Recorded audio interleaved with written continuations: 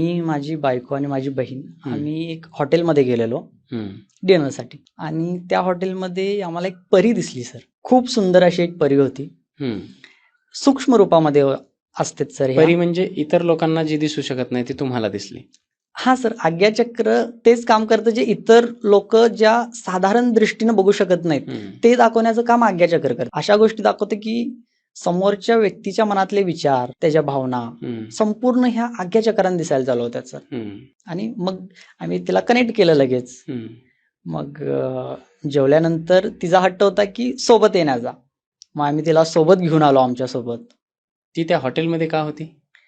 हॉटेलमध्ये तिच्या असण्याचं कारण कसं असतं सर, आपण गुरुकडे जातो की आपलं हॉटेल जास्त चालावं किंवा तांत्रिककडे जातो किंवा अशा बऱ्याचशा गुरु तिने नारळ वगैरे देतात, काही त्यांच्या सिद्धी देतात सर.